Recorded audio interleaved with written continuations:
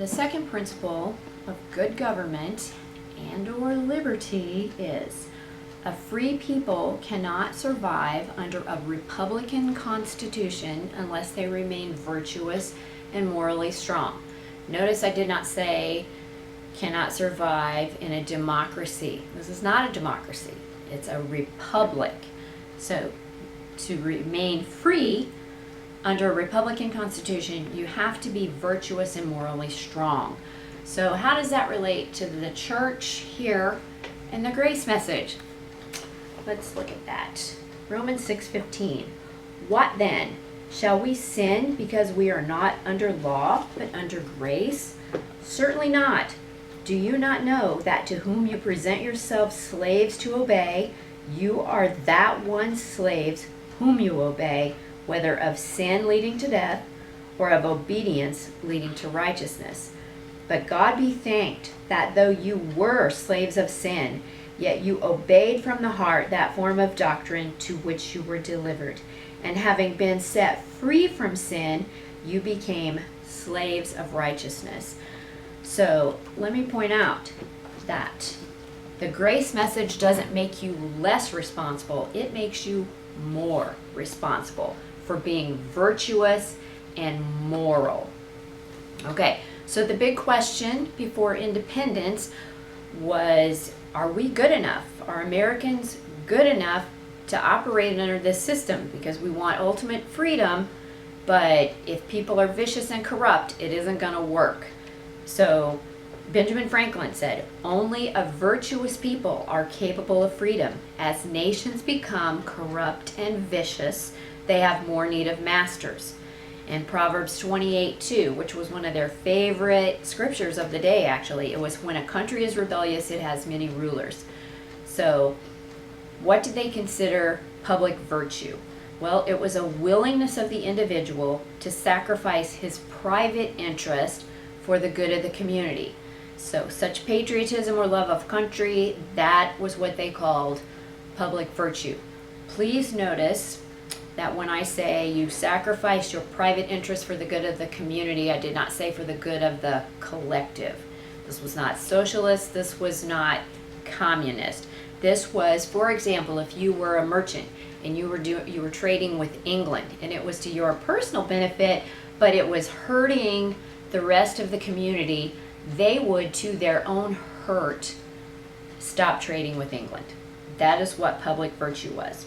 So Thomas Paine, famous for writing Common Sense, he assured America that the Americans are good enough to do this.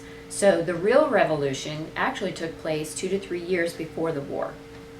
And what they noticed happening was that there were fewer lawsuits, there was less bickering, there was more sacrifice of personal profits, and they were basically just rejecting the whole lifestyle that was prevalent in England at the time. And I find this funny because the Apostle Paul, they had to write letters to the churches because they were doing the same things at one point. They were bickering, they were arguing, they were suing each other, and he had to say, time out. Don't you know you're going to judge angels? Stop this. Just be wronged. Just be wronged. You're making yourselves, you're making a spectacle of yourselves, and you're making me a stench in the nostrils of everyone else. So just stop it. And these people understood that, and they had stopped. They were looking for the good of the country.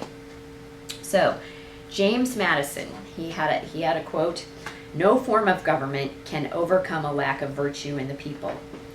And Thomas Jefferson said, "Virtue is not hereditary. It has to be earned, and it has to be learned."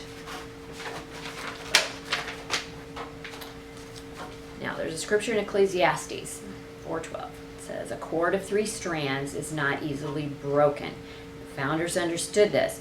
For people to learn virtue and morality, it had to come from 3 areas. It had to come from the home, had to come from the school, and had to come from the church. So what you're finding now, you're finding people, they're turning their children over to the public schools where they're being taught utter nonsense, at sometimes even doctrines of devils, and they're thinking, I'm going to take my kid to church once a week and that's going to fix it. No, this is a case of quantity is going to trump quality. So you cannot send your kid to a public school and have them sit there 6-7 hours every day, 9 months out of the year. Some of them even go to school in the summer now, and expect them to be able to maintain virtue and morality when that is not what they're being taught. In fact, they're being every day. You can go on the Facebook feed and you can find an example of some absurdity that is being perpetrated on children as young as kindergarten in the public schools. So, all right. George Washington, what did he say in his farewell address? He said, morality is going to be rooted in religion. Virtue will come from religion and morality, and that they would be indispensable supports of the government. So, once again, Grace message has somewhat made religion a dirty word. No, it's where you get your principles. It's where you get the picture of what your life looks like when you allow God's grace, His ability to empower you to live that righteous and moral and virtuous life. All right. Benjamin Franklin. So what did he say? The best way to get all this accomplished is you have to educate the youth. Proverbs 22:6. Train up a child in the way he should go, and when he is old, he will not depart from it. Sam Adams wrote a letter to Richard Henry Lee, and he said, I thank God that I have lived to see my country independent and free. She may long enjoy her independence and freedom if she will. It depends on her virtue. John Adams, our Constitution was made only for a moral and religious people. It is wholly inadequate to the government of any other. Let's take a brief time out and talk about libertarians. That is awesome, and I am all for freedom and individualism. But once again, you can't be lawless and be free. So, yes, if you really want to be libertarian, you want ultimate freedom, then you, on your own, need to govern yourself in the most righteous and virtuous and moral ways possible. So, Sam Adams also said, the sum of all is, if we would most truly enjoy the gift of heaven, let us become a virtuous people. Then shall we both deserve and enjoy it.